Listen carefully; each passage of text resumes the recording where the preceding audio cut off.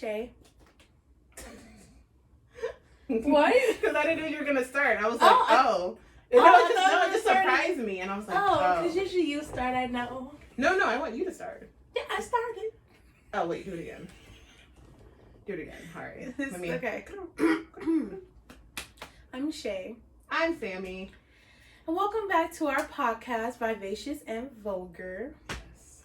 We're not getting very vulgar today. Well, I don't think so. At least that was. Wherever life takes us. Yeah. On this journey today. Let's see. We're gonna be talking about self-doubt and being the shit. But that's kind of like an oxymoron. So you want to explain that? Because it's like self-doubt, but then at the same time you're the shit. So you want to explain that? Do you want me to explain like in terms of like personally why? Yeah. And, like why we're talking about it? Or like we were just on the phone and you were just like, you ever feel like you're the shit? And I was like, yeah. Yeah. So, we were on the phone like she said, and I was like, it didn't go exactly like that. It was more of like, I asked you like, you asked me if I doubted myself, and then didn't feel like you the shit afterwards. Yes. Yeah, you said every day. Every day. Oh. Yeah. No, it's a whole lot of doubt, and then I'm like, okay, whore, get with the winning team.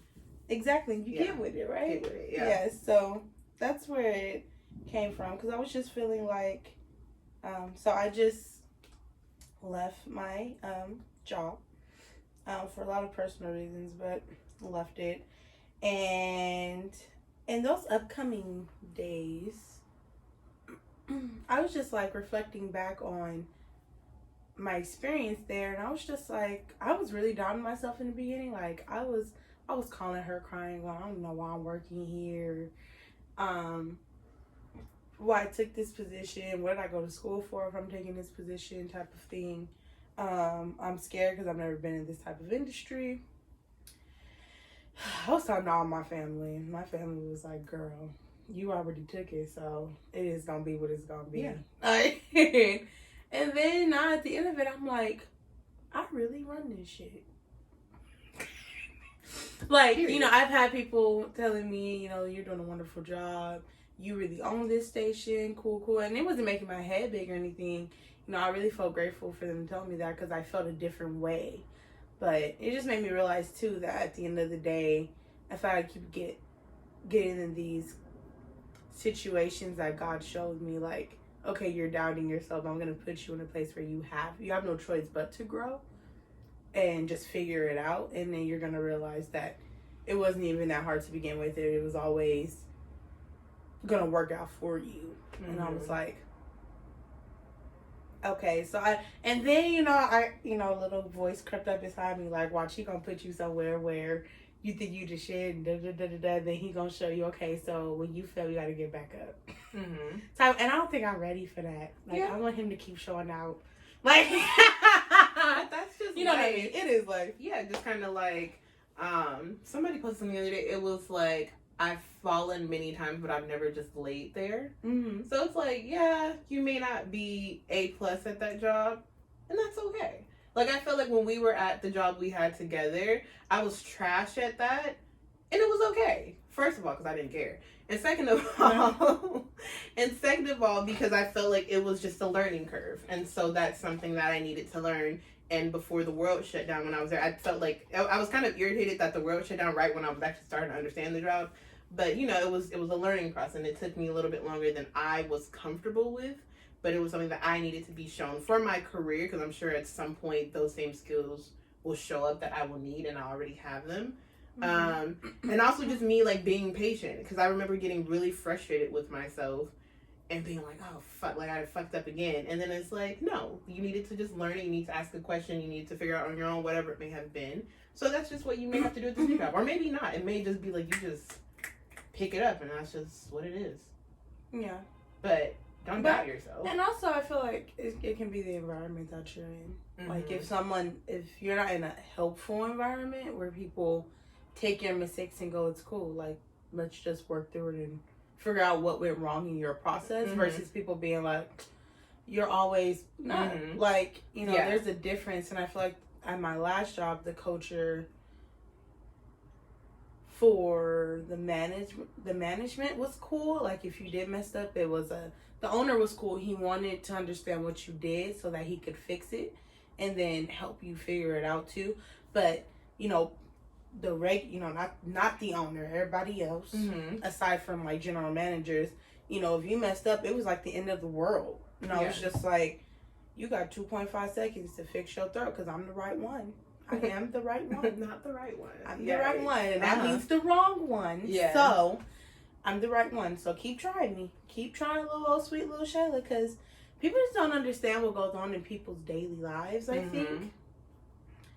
And I promise y'all, this got, like, it's attached to what we're talking about, this environment of, you know, helping other people thrive. You don't know what people go through on a regular basis, so to have to take BS from people at work, I'm not. I got too much going on in my personal life for you to be talking to me like you ain't got no sense. I don't need this job, boo-boo. I can get any job. Honestly, at the end of the day, you don't need no job. I'm just gonna... God is your provider. You don't need no job. You don't need no specific job. So if you are stuck in a place that you don't want to be just to get your bills paid and stuff, and it's just really like a horrible environment, because I really feel like I came from a toxic environment from this last job in terms of like the people who work there, because the culture just wasn't people trying to be helpful all the time. The other workers were, not all of them, but you know, people in the back and everything. Something happened, like I said, it was the end of the world, and people like to snap back at people, and I'm like, just because we're not the owner doesn't mean that we're not human. Yeah. And you definitely talk to me with some respect. Before I show you what some respect is. So, yeah, there's a lot going on, but overall, yeah, don't be that person or be stuck in a place. I had to realize I didn't need that job. At the same time, too, you know, taking the personal time that I need, but it's just not worth your mental capacity. You know, I love going there at first. You know, it was cool. I actually was telling you, I actually like working there and learning how everything works. And at some point, I was just like, it's too much. Y'all are doing too much. Yeah.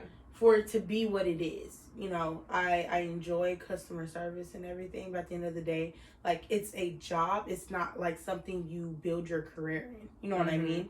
Yeah. So it's not a stepping stone job, unless that's what you want to do. For you, it's not a stepping stone job. Yeah, I mean, in a way it was, to be able to tackle multiple things at multiple times between people with different personalities and stuff. Cool. I'm saying in general, like, it's just a job. Like, it's not like necessarily a not that it's not a stepping stone, but it's not somewhere you're gonna stay forever. Yeah. And you know you're not, where you can grow and, you know, continue to go up. It's not that type of job. So, you know, I feel like people were taking it too seriously and taking it out on people. I'm like, at the end of the day, if something needs to be fixed, it's gonna be fixed anyway, because the person's in front of you waiting for it. Yeah. You know what I mean? Like, they gotta get whatever they need. Just fix it. It's that simple. Just fix it and go, okay, we need better communication next time, or we need to do this and that. But you don't do that on the floor, because that'll get you flowed. Yeah. So, yeah. Well, has your self-doubt ever gone, or recently been anywhere besides just work? And then did you come out of it realizing that you were good? So that's the yes. I hate you.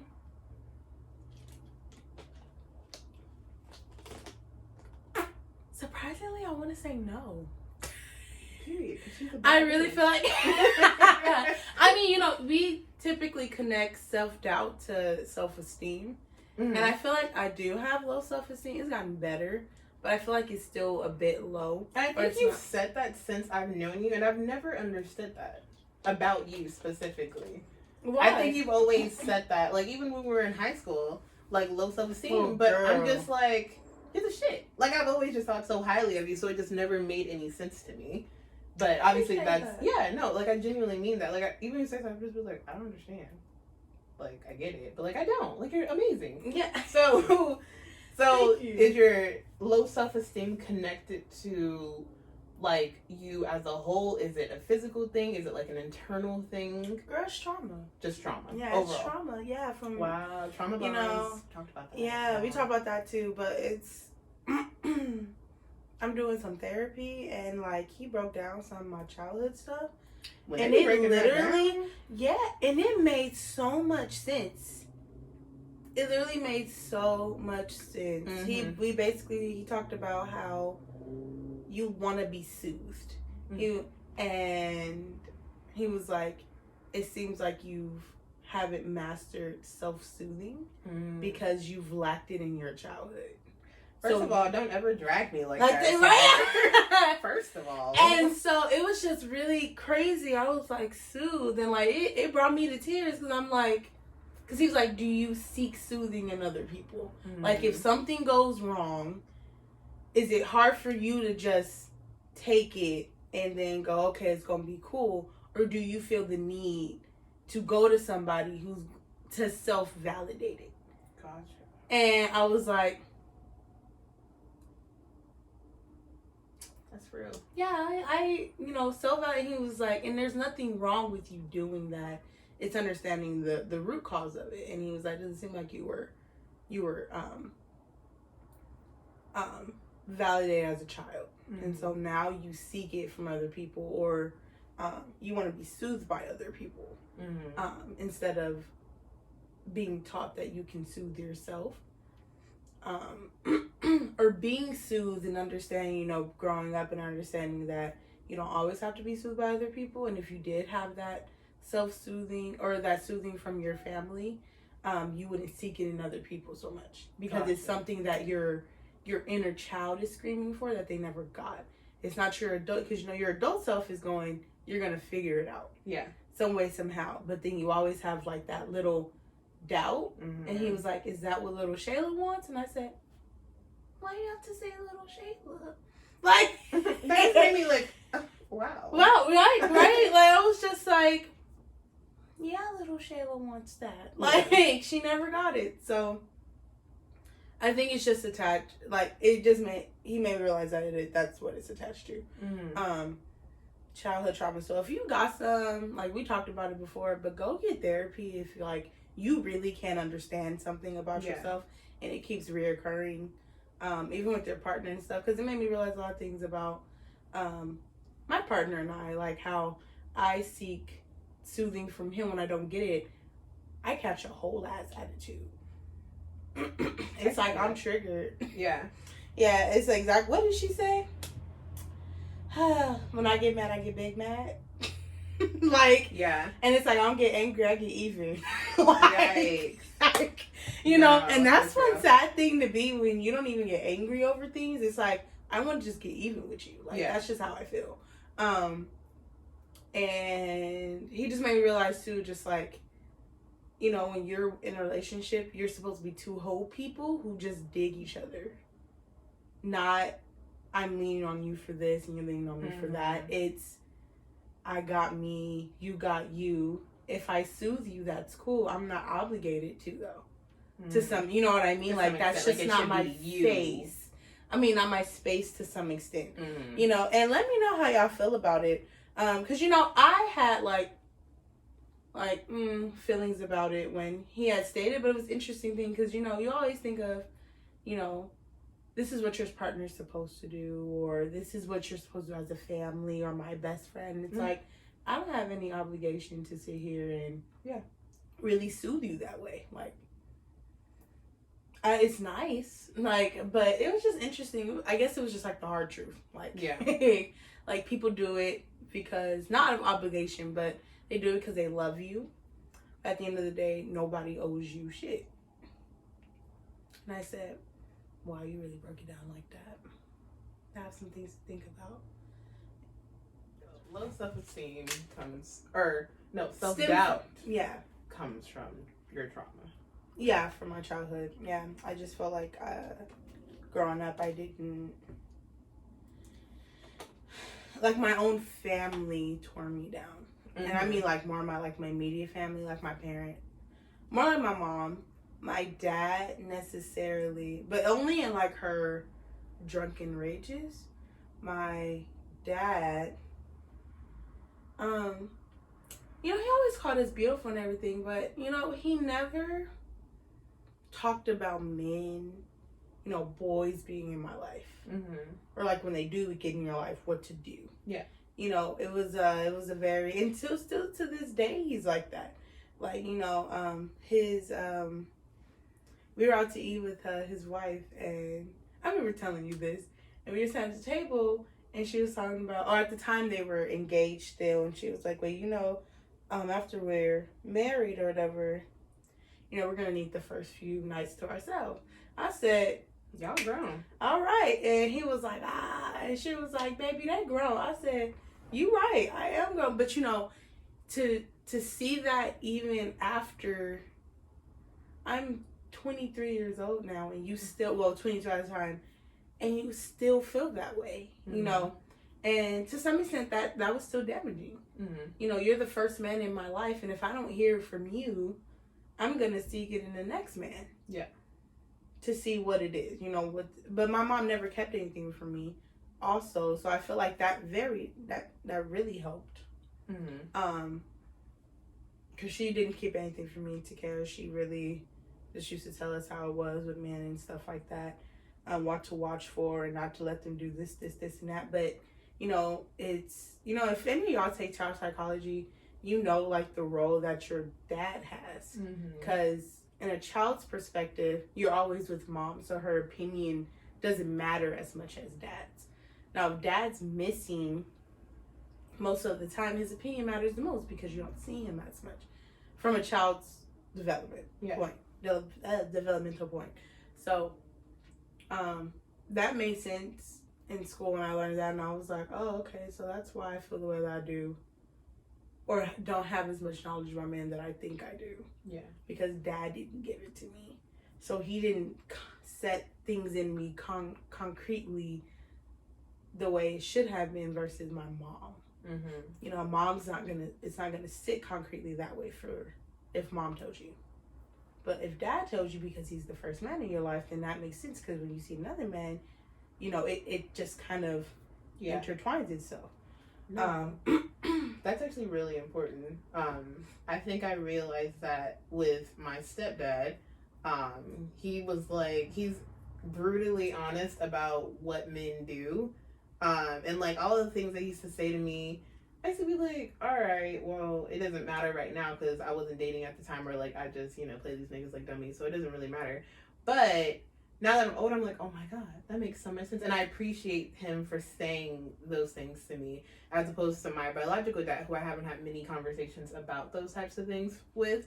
It definitely makes a difference. And I don't know if I had the situation of seeking it, or seeking a man's attention because I had my stepdad for so long, but I can see certain things like playing a part because I didn't have my biological dad, up until I was like 9 or 10. So yeah, it does make a difference as a child, definitely. So every day you said that you have to overcome self-doubt and be like, I am the chef at the end of the day. Yeah, so no, every day. So is it your job? It's not like that's more than your job though. Oh yeah, no, my self-doubt is like, it can be from like how I'm wearing my hair to like what glasses are on my face to do I look like a fat ass Kelly Price today? It really varies. It really varies. I'll put that clip. What you do that? Because Bring my years up, cause that ain't cool. you should have never called me a fat ass Kelly Price. You get mad off of that little bitty boo dog.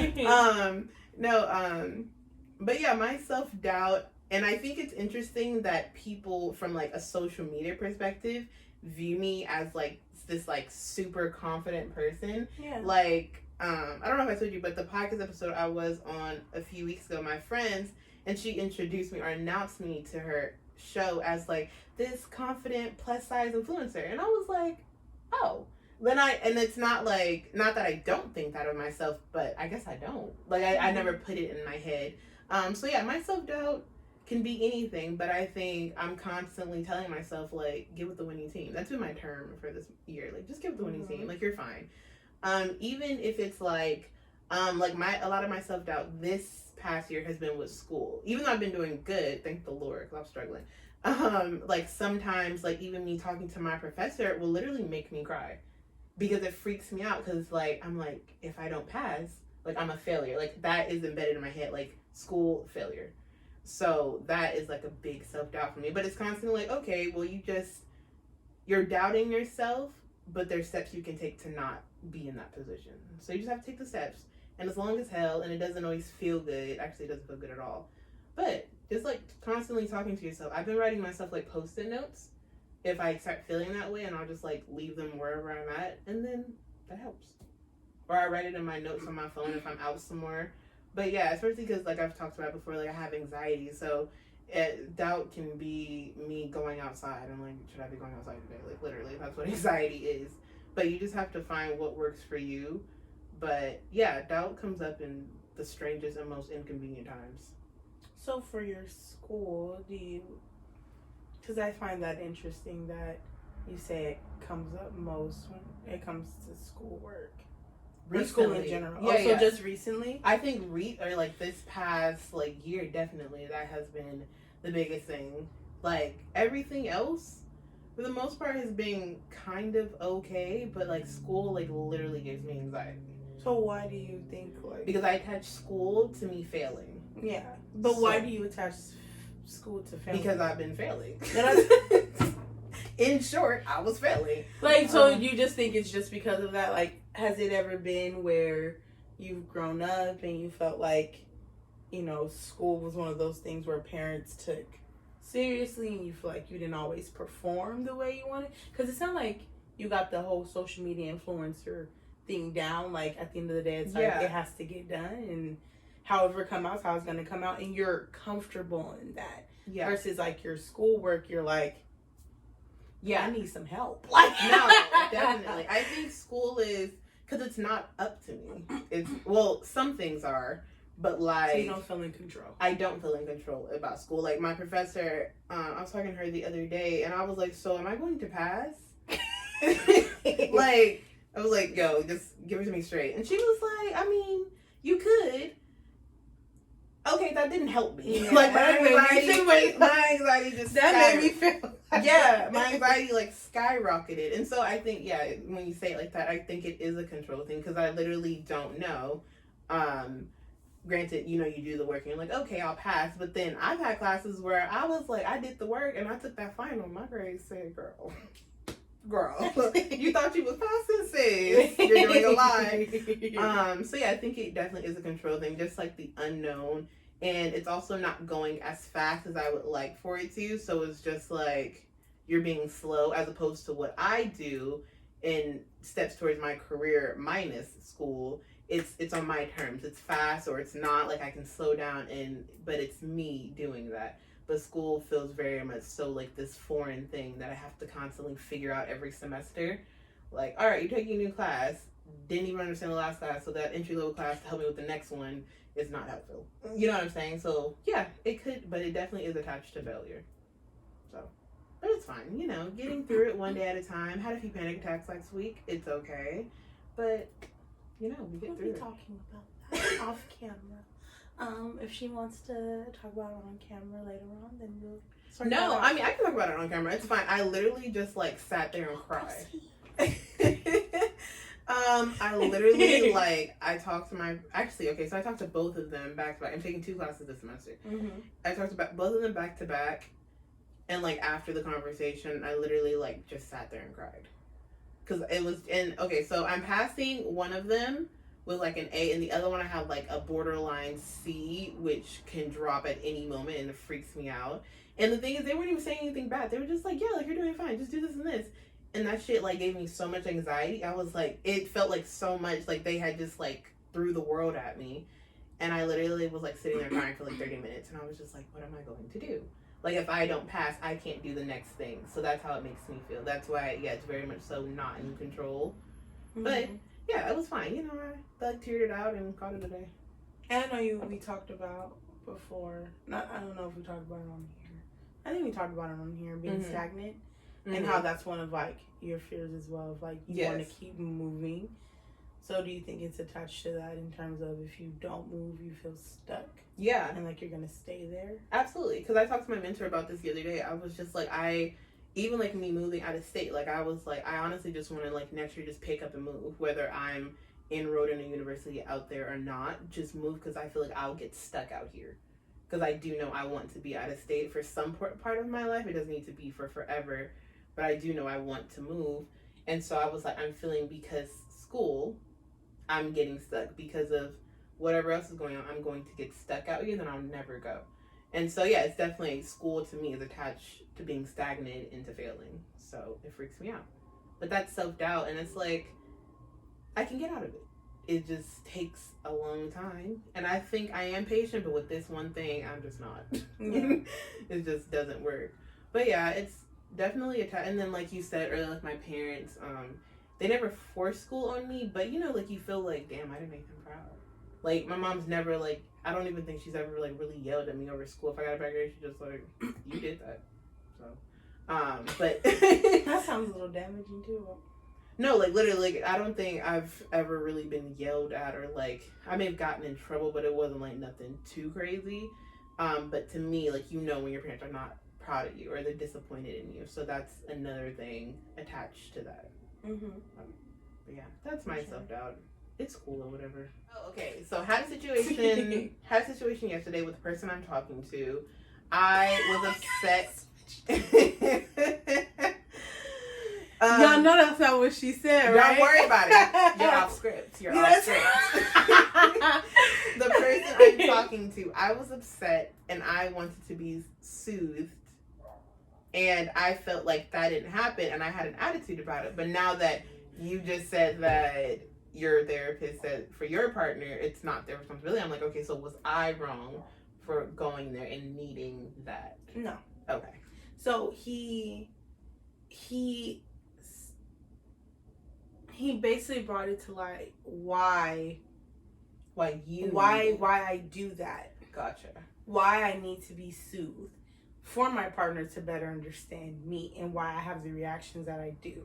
Because if you come from a place of understanding, you know, the attitude dims. You can't, not that you can't catch attitude, but when you're more empathetic or have a better understanding of why somebody does something in general, you know, you don't get upset over it because it's like, okay, I understand why you're there. So let's try to figure out how to not get there. You know what I mean?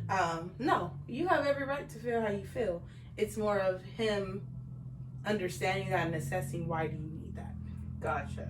So no, you can feel however you want to feel. And he wasn't telling me that I don't have any right to feel soothed. But at the same time, why does little Samaya want to be soothed? Gotcha. Where didn't some little Samaya get soothed at? And now she needs it.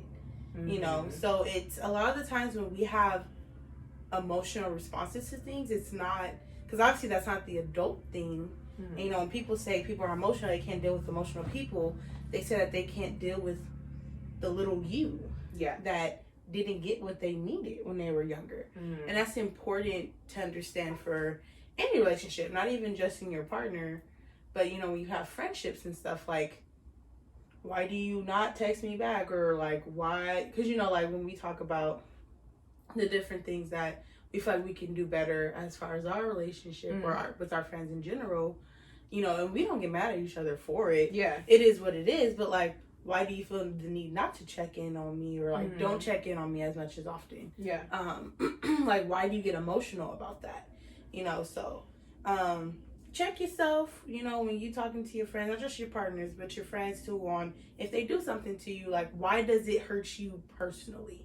A lot of times the other person didn't mean to make you feel that way, but that means you just didn't, you know, your little self didn't get whatever in your childhood, or possibly, or at some point you didn't get it when you wanted it. So now it creates that emotional response in you, like, okay, I don't like that. I mean, it's simple. Like, I don't like when people do that to me because it makes me angry. It makes me not feel important. So, and also focus on, when you're having these conversations, the emotional part of it. Yeah. You know, don't say, this makes me angry. That's not telling me anything. Why does it make you angry? Yeah. You know, like, I'm angry because you're not making me feel important. Yeah. And I think that's important, that key, like, I feel. Yeah. And not putting it on them, because it's like they may not know that they just did that to you. So it's I feel this way, or you made me feel this way. And don't assume what the other person is feeling or thinking. Only speak for yourself. Yeah. It's good. It's some good stuff, y'all. And I definitely say look into, do your research. I really like my therapist. He's what is he? He's like he's brown. Like the person of color. He's a person of color, yes. Definitely. And he's absolutely amazing. He's a great person in general. I just think the way that he does therapy is he really focuses on the emotional part of it, because he's like, that's the rawest form of anything. So it's like that's really how you feel. Now let's get to what's the root of that, and how can we build on that, and have better relationships in general. And a better relationship with yourself, because the more you understand yourself, the more you'll be able to let somebody know. The moment something happens and you get emotional about it, you can tell them right away, like, this is you're why. teaching people how to treat you. Yeah, exactly. Yeah. And vice versa. You'll be able to be more empathetic to other people. So, yeah, but you're not wrong. You're not ever wrong for feeling how you feel, ever. Because it wouldn't bring out an emotional response in you if you didn't, feel attacked in some way that you felt before. So, you have every right. It's just more of getting to that point of how to tell that person how that made you feel emotionally. And if that person's willing to, take that to heart and, roll with the punches and roll with your demons and be like, okay, we're going to figure it out on how to get better. If they don't, then screw them. Yeah. You don't want them to keep, bringing that emotional response out of you and don't care. Yeah. And that includes friends, too. Yeah. Guys. Definitely includes friends. Yeah. I like that. I had a cool therapy session a few weeks ago, and we painted, and it was really interesting. She kind of just told me to, whatever I felt, she just gave me a canvas and some paint. But it was interesting. When we were talking, I had no specific plan in that painting, and I also don't like creating things with paint. I don't feel creative enough. But it was interesting when we were talking about things, the colors I was using. And so, she was asking me, it was just a jumble, what is it? Like a collage of different colors. It was no structure at all. I was just doing random things. Abstract? Yeah, very abstract. And then when we were done, she was asking me, she was like, were we talking about this when you use that color? And I was like, oh, shoot. There was a set when we were talking about something specific, I did a bunch of black. And I was like, oh, that's dramatic. And then another section, I did a bunch of red. And she was explaining, that colors mean specific things. So I found that interesting. So yeah, if you guys find a different type of therapy, there's yoga therapy, and I didn't know until my therapist suggested paint therapy and the way your therapist does things. So that's important. Definitely. Yeah, and I think painting is cool. I want to go do a pottery class. We're gonna make something cute. Yeah, I want to. Yeah, I want me and my partner. I want us to go ahead and do it together. Cool things. Yeah. No, I really, I look up all these things on Groupon. I think that's important. I think too. That would be really cool. Yeah, spending time with the person that you love, or with your friends or whatever. Just go out and have new experiences. I'm really starting to figure out you're too young to do the same shit all over again. Go out to eat. There's nothing wrong with you going out to eat. But and you want going to something the else. movies. Yeah, going to the gun range. Hiking and stuff. Yeah, that's something new. Yeah, exactly. Get moving, get out, experience new things. Yeah, I love to. Okay. No, I love hiking. I do. We just have to find a cool spot. Yeah. Yeah. Well, I'm not gonna die because. Yeah. No, I'm out of shape. So not even just that. Do something. I've heard that certain trails, when it comes to hiking, that if you're beginner, do beginner ones and intermediate and stuff like that, because it's the longer and higher it is, the oxygen level, and they're if you're not used to it, it can really take havoc on your body. When Jared was in the hospital, he hiked all the time, but he literally, I don't even know what happened, but it was serious. I think too much blood and stuff filtered through his legs and stuff, and so it was just really painful. He had to be in the hospital for a few days. But I'm not asked to care exactly what happened. Don't quote me, and don't be in the comments going, girl, I don't even make sense. Yeah. I need to figure it out. But he was in the hospital for hiking and it was too high. They Okay. went too high, and for The his altitude body, was too high. yeah, it You was probably too got much. altitude sickness. That's an actual thing. Possible. Yeah. Don't even. No. I'm saying like people who are just like, guys. It's an actual thing because it sounds crazy, but it's like an actual thing. Yeah, it was Yeah. crazy. So yeah, yes. some of we're not getting altitude sickness. Yeah, but I would love to see a cute waterfall or something. Yes, and you see the mountains. Big. Cute. I'm definitely trying to see some mountains with my. I'm here. Because don't you want with the towel? I think, but yeah, you take it off. Oh yeah, that's what I'm saying. I'm trying Yeah. to be like We can definitely plan that. mountains. I'm here for all of that. Mhm. Well, closing out, what is something that was triggering for you this week? Triggering for me this week. What was your trigger? We need our button. Do you know yours? I don't know. I gotta think about that. This past week, yeah, but I don't feel like talking about it on camera because it like takes away from what I said last week. But Well, we like honesty. yeah, Honesty is the best policy. I'll like hash out the trigger and then I'll come back. But yeah, I don't have a trigger so far. Let me see. I can't think of anything. Usually when I'm triggered, it come up. I You know. I would have said something already. I probably would have called you Dad and be like, bitch. Yeah, no. Well, what about good news? So you got the job. Any other good news? So we don't have to always make it negative. Do you have any other good news? I get my car back this week. I miss my baby. What's the car's name? Because she named her Salem. car. Yes. Salem. Name your car, people. Yes. I'm tired. We don't want to talk about what yours was named. Mine's is Big Sexy, That- and that's okay. At first, it was just sexy. But it's been going through some things, so I felt like it needed some encouragement. Oh man. Because, oh girl, the handle fell off my thing the other day. Huh? That's, girl. Anyways. You gotta- So I felt like my car needed some encouragement. It started off as sexy, but it was getting hit, things was falling off, nails was getting in tires. I was like, okay, Dimples we're was being- dimples. It was all types of things going on. So it's Big Sexy now. It's small, but it's Big Sexy. So that's what we're doing. But name your car. I want to know what y'all cars' names are if y'all do name your car. Because I think it's therapeutic. Every time I walk out, I'm like, how you doing, Salem? Everything. People think I'm crazy. My partner hates it. He refuses to call Salem by his name, but that's all right. We gonna fix him. We are, but name your car. Let us know what your car's name is. That would be super cute. And if you have something triggering this week, we don't have anything triggering. We had Good great news today, Yeah. and that's cool too. So if you got great news this week you want to share with us, we definitely love to hear it. And yeah, I Yeah. think that's it for this week. It is. Yeah. Yeah. Let us know. Also, let us know if there's anything you guys want us to talk about specifically. That would be cool too. We're more than open. That's Half fair. the time we'd be like, what we gonna talk about this week? That's fair. Because we have a lot, and it's like, it typically can depend on my mood. Like, Yeah. oh, been a little emo this week. Let's go with niggas Asian. No, I'm just playing. Yeah. AKA dads. No, I'm just playing. Wow. Wow. Triggering. That's crazy. But yeah, thank you for tuning in this week and being with us for these past 40 minutes? Yeah. About 40 like 30, minutes. 40. We appreciate all the support and love. Yeah, and we will see you guys soon. Yes. And we have some other things launching hopefully very soon too. And be sure to follow us at Yeah. 5H's People and playing Vulgar. games, it's hard when you need other people to be able to do certain stuff.